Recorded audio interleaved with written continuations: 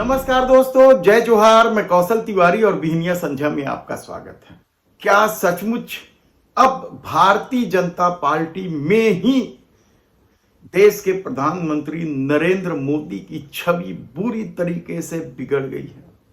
कल तक जिसकी एक आवाज में समूची पार्टी स्वर में स्वर मिलाती रहती थी, सुर में सुर मिलाती रहती थी, अब उसी पार्टी में यदि बगावत के स्वर बड़े होने लगे हैं तो फिर इसका क्या मतलब है?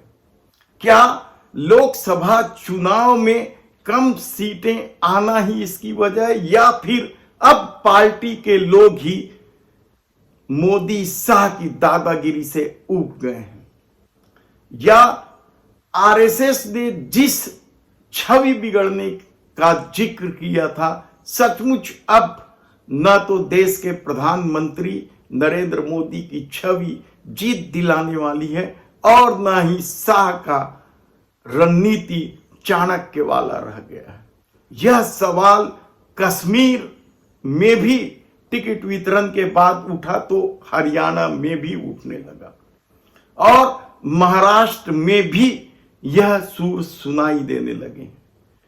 हरियाणा में तो कहा जाता है कि जिन लोगों के खिलाफ भारतीय जनता पार्टी के लोग लड़ रहे थे, जिन्हें हिंदू विरोधी बता रहे थे, जिन पर भ्रष्टाचार का आरोप लगाकर जेल में डाल देने का दावा किया जा रहा था, उन्हीं लोगों को टिकट दे दी गई। और 2-4 नहीं, मध्य प्रदेश, छत्तीसगढ़ या लोकसभा चुनाव के दौरान तो राज्यों में 1-2 या 5-7 लोगों को ही बाहर से आने वालों को टिकट दी जाती थी। लेकिन कश्मीर और हरियाणा में जिस पैमाने पर दूसरे दलों से आने वाले लोगों को टिकट दी गई है, उसमें गुस्साए नेता या कार्यकर्ता तो यहां तक कह रहे हैं कि अब जो जुमला देश के बेरोजगारों के लिए था कि पकौड़े तलो, वह जुमला क्या भारतीय जनता पार्टी के नेताओं और कार्यकर्ताओं पर लागू किया जा रहा है। आप यकीन नहीं करेंगे कि हरियाणा में जिन 67 सीटों में प्रत्याशी की घोषणा की गई है, उसमें 35 से अधिक प्रत्याशी तो दूसरे दलों से आए हुए लोग। ऐसे में सवाल यह है कि भारतीय जनता पार्टी और मोदी सत्ता, जिसकी 10 साल पूरे देश में ही नहीं विदेश में भी डंका बजने का दावा किया जा रहा था, क्या उन्हें अब अपनी पार्टी के नेताओं पर भरोसा नहीं रह गया है?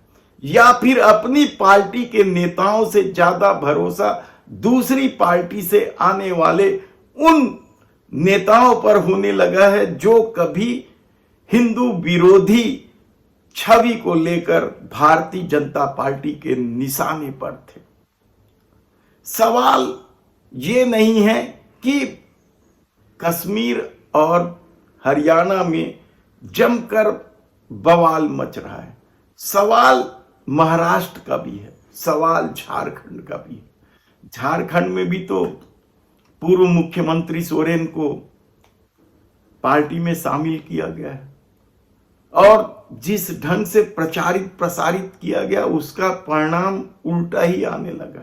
जिन भ्रष्टाचारियों को जेल भेजने का दावा करके या एजेंसियों के माध्यम से डरा धमका के अपनी वॉशिंग मशीन से धो दिया जाता था, क्या अब उसकी उम्र पूरी हो चली है?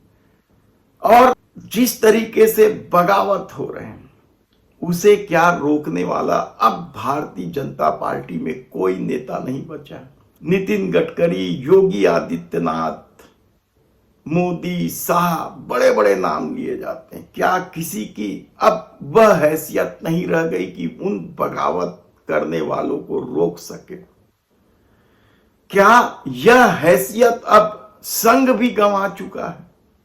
क्योंकि संघ के बारे में कहा जाता था कि यदि उसने कह दिया तो कह दिया, लेकिन हरियाणा में यदि बगावत करने वाले संघ के शरण में ही चले गए या मोदी शाह की शिकायत लेकर संघ प्रमुख के पास ही चले गए, तो फिर संघ इन्हें कैसे मना पाएगा। और जिस तरीके से मुद्दे उठ रहे हैं वहां विनेश फोगाट को लेकर, अब तो रेलवे का जो बयान आया है, उनकी नौकरी का इस्तीफा स्वीकृत नहीं करने को लेकर, उसे लेकर तो यही कहा जा रहा है कि और कितने सितम। तब देखना है कि हरियाणा और कश्मीर से उठा यह बगावत का स्वर महाराष्ट्र और झारखंड तक कैसे पहुंचता है। धन्यवाद।